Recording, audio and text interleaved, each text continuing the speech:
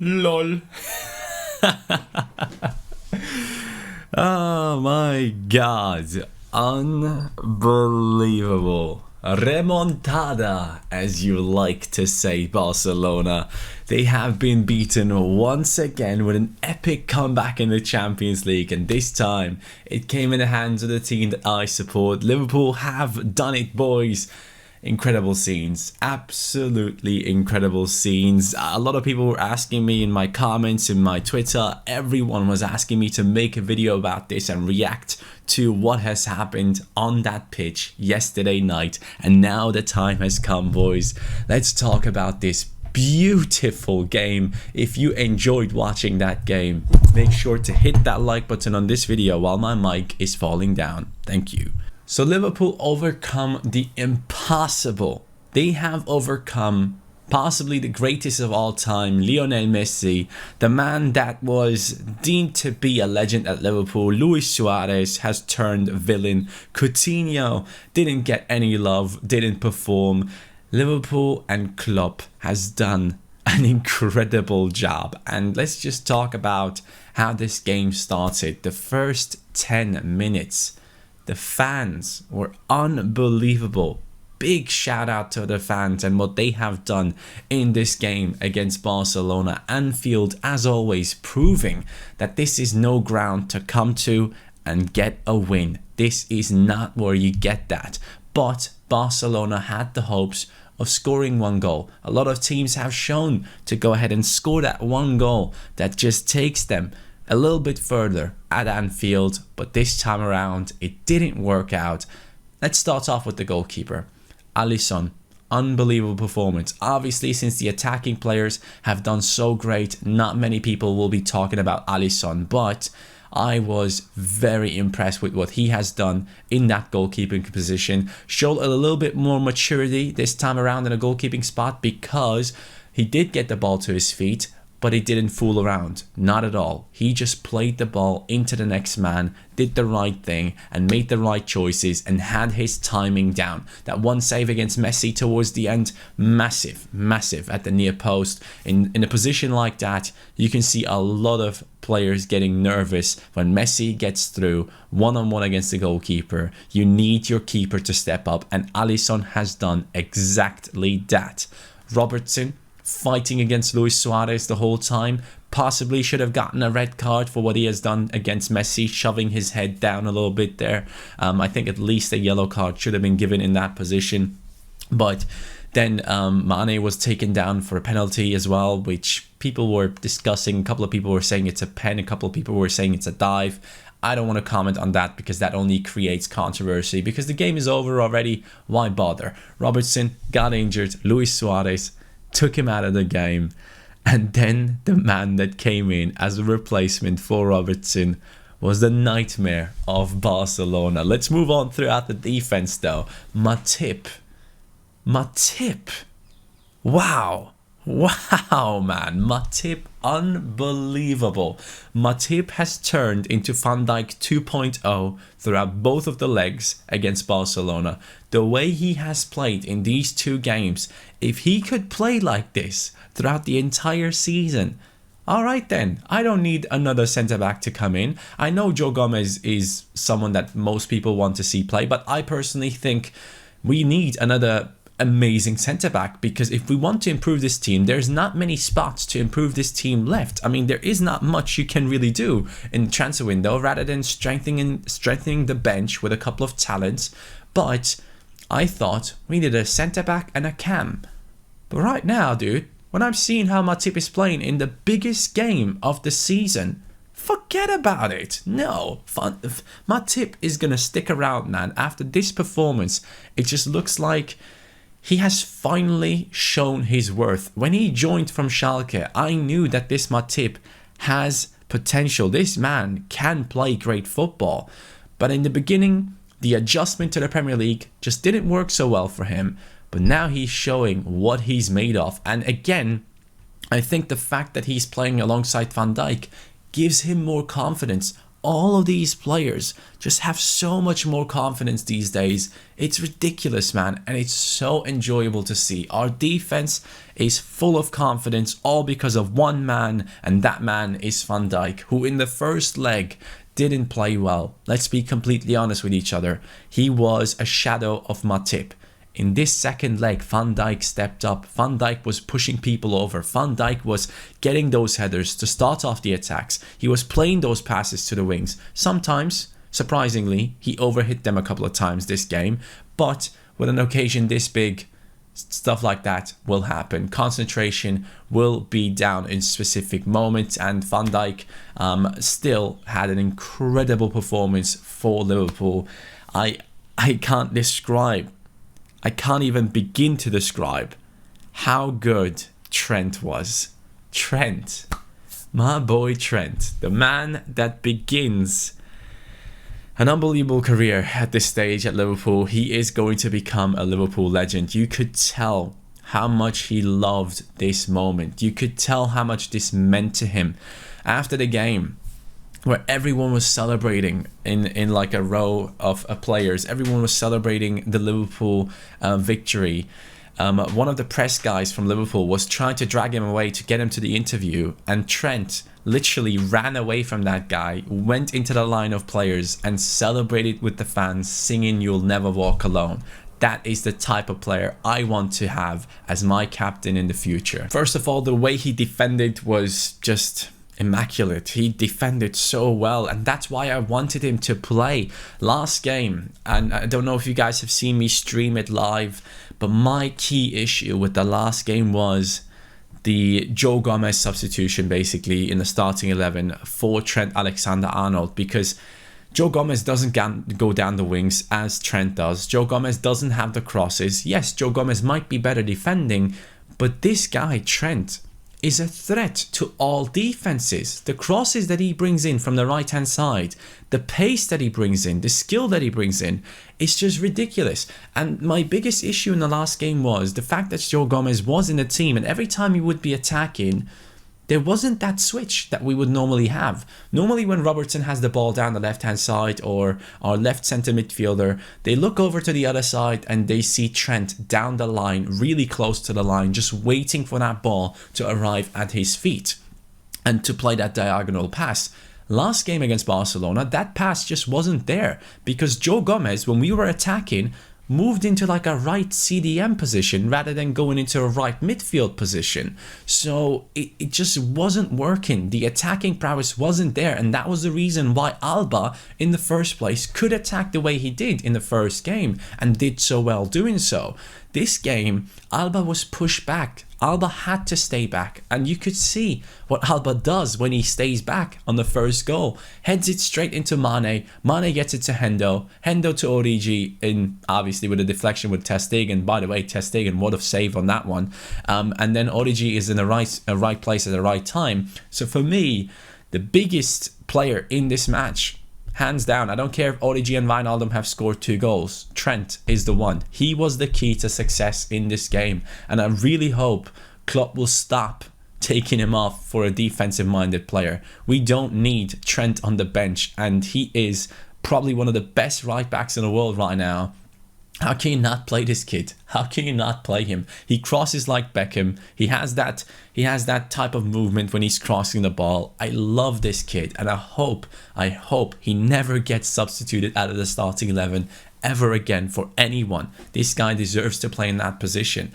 So moving on into the midfield, Fabinho, masterclass, was fighting against Suarez the whole freaking time. The entire game, first leg and second leg, Fabinho and Suarez going at it. And he got a yellow card quite early where I thought, ooh, Suarez is actually getting to him here.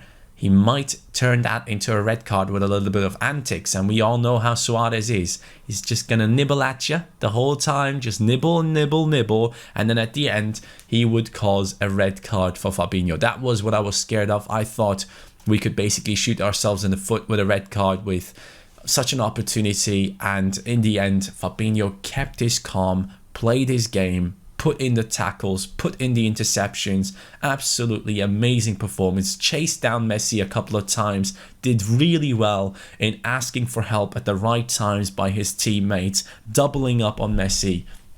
Great job, man. I can't even mock him at all. Fabinho has been the best signing this year for us. The way he has been playing in that CDM position has allowed the captain, Hendo, to move into that right centre midfield position rather than being a CDM and sitting back and playing the ball from side to side. Hendo is now getting involved into the play a lot more, and he's showing his work rates. He is everywhere on the pitch. He played an unbelievable game. The way Hendo was just running and running and running and not giving up and pushing the players. That's what you want from your captain. A lot of people say Hendo, oh my God, he's about to lift a Champions League trophy. Or when we were in that first position in the league, oh my God, Hendo is going to lift the title. What a shame. Shut up. Honestly, this man has proven his worth over these past couple of years. He has shown that by hard work and determination, you can get to where he is at. You should admire that rather than going ahead and taking the piss out of him. Honestly, I personally was one of the biggest Henderson haters 2 years ago. Now, I absolutely love him. I completely admit that I was wrong considering Henderson. Extend this contract. Let that man play in this team for as long as he wants to, even if he's only coming off the bench. Get him into this team. He cares about Liverpool. He wants this team to do well. He wants to push the players on, and that's what he has done in that game. And my God, when he got injured there and he was holding his kneecap, I was thinking, all right, that's it. That's it. If we lose him, we lose a lot of running in midfield, and we're just not going to be able to chase down the passes of Barcelona. They're just going to do their tiki-taka, and that's pretty much it. No one is going to push on the team to press as high as they should.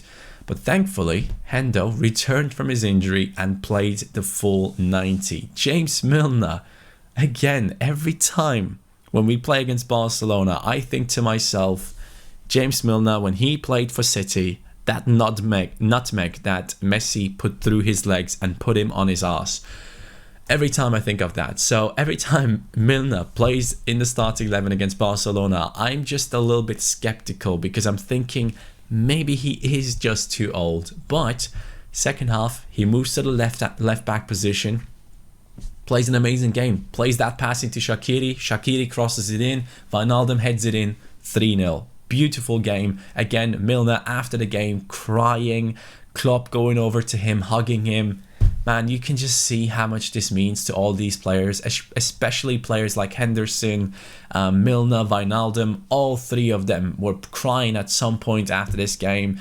It's just incredible to see this team do so well and see how much this means to them. It means just as much to them as it means to the fans. That's the type of players that you want to have in your team. You don't want to have players in your squad that just come here for the money, that just come there for the fame. That's just not what Liverpool is. Liverpool is completely different, and I've only been a fan since 5 years of this club. Yes, I admit I wasn't watching Premier League football at all. Just because I've become a YouTuber and done a Liverpool career mode, I slowly got to follow them and I fell in love with the club. I couldn't believe that I've missed out on years and years of supporting this team, and it was unbelievable. What we have done in that game was just incredible. Gini Wijnaldum coming in as a substitute, saying in an interview that he was mad, he was angry at Klopp because he didn't play him and that he wanted to show his worth. That's how you do it, man. That's how you do it. I promise you. Champions League final. Wijnaldum will be on that pitch. It won't be Milner. Milner, I love you, dude, but Wijnaldum, that's the man that has taken this team to the next round with the 2 quick succession goals that he has gotten. And the way he has gotten them, first one, makes a great attacking run as a centre midfielder, gets in behind the defensive, not in behind, but just about in front of the defensive line, knowing that Trent is capable of those crosses. We get a little bit lucky with the cross. It bounces off Rakitic, but it lands right in that perfect spot, and that's where you need to be as an attacking centre mid. Wijnaldum steps up, scores 2-0. And then cross Shaqiri. Wijnaldum leaps up, heads it into the top corner, Ter Stegen doesn't even dive after it because it's just too perfect. Unbelievable. And then that corner, man. By the way, let's keep on going through the team. Mane. Honestly, last season when the season was over and the new season was about to start, I told people, I said, now that everyone knows how good Salah is, he's going to get double teamed all the time. He won't be as good as he was last season. He'll do well, but he won't be getting to 40 goals. There is no way. And exactly that happened.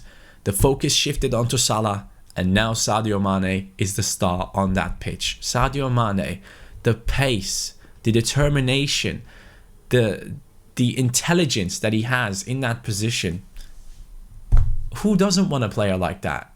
I would not be surprised if teams like Real Madrid come calling for him, as it has been rumored. A lot of people were saying that Real Madrid is actually linked to Mane, and I genuinely hope that none of our players leave this team. I don't want anyone to leave the squad. After the game was done, I said, give contract extensions to everyone, including even Moreno. And you guys know how much I dislike Moreno. I just don't like him. He's not good enough for this football club, but he tries, I guess. And so go ahead, give everyone a contract extension. And then in a striking position, Origi. Man, how many times is he going to do it? How many times is he going to jump in and save this team? What's going on? How has he gotten this ability to be that clutch player? Against Everton, he does it. Right time, right place. Scores a goal for us. Last time against Newcastle, he does it one more time. Now he does it against Barcelona. People were laughing, saying, oh, yeah, you have to play with Shaqiri and Origi against the best, against Messi and Barcelona, against Suarez, against Coutinho, against Rakitic, against Jordi Alba, who a lot of people were saying is the best left back in the world. Yeah, sure. Robertson has another idea about that one. But man, Shaqiri and Origi step up. Both of them having an impact onto the game. Shaqiri first half, a lot of misplaced passes, looked a bit tired. I was surprised that he was actually kept on for the second half, but he did really well. I think if Robertson wouldn't have gotten injured, I think the substitution that we would have gone for would have been Wijnaldum for Shaqiri. But yeah, that everything worked out. Klopp, let's get to that man. I don't know what he does in that room, in that changing room, but this man is loved by the players, and he is someone that's going to hopefully carry this team to the Champions League title again. I cannot wait to see that moment, to see that smile in his face, because when he came to this club, he said, if I'm sitting here in 4 years and I don't have a trophy, I might as well go coach in Switzerland. So it looks like he's about to get that first trophy. Liverpool are clearly favourites if you look at the opponents that might come through. Ajax today plays against Tottenham. What is going to happen in that game? Is Ajax going to continue their run at home? Will they beat Tottenham? Will they get a win or a draw? I think so. I genuinely do believe in it. But apparently Ajax at home isn't as good. Now here's the deal. If Tottenham score the first goal, and with what they have seen Liverpool pull off, Tottenham will be motivated. Stuff like this motivates players. I'm pretty sure a lot of Tottenham players watched that game yesterday and were thinking to themselves, we can pull this off. We can do this. We can do what Liverpool have done, because we are only 1-0 behind. It's not 3-0. We only need 2 goals and we are pretty much through. So let's see how things work out for Tottenham. They do have a chance, and if they can play their best players, man, there's definitely a shot for them, especially with Heung-min Son in that starting lineup. I think Tottenham will be able to pull that off. I don't know if Son or Harry Kane can play. I'm still wondering how things are looking there, but if Son can play, most importantly him, I think there is a big chance for Tottenham to go through there, because that team of Ajax is very young. I don't know if they have that mental strength. I don't know if they go down, if they can come back again. What I personally am hoping for is a Liverpool-Ajax final. That would be just a final of dreams, because even if Liverpool doesn't win it at that point, there's a beautiful football story right there. Ajax, with the young kids, getting it done by spending a little amount of money. Just good scouting. That's the way it should be. But boys, that is my opinion on this game. I'm more than happy to share it with you guys. I hope you guys enjoyed this one.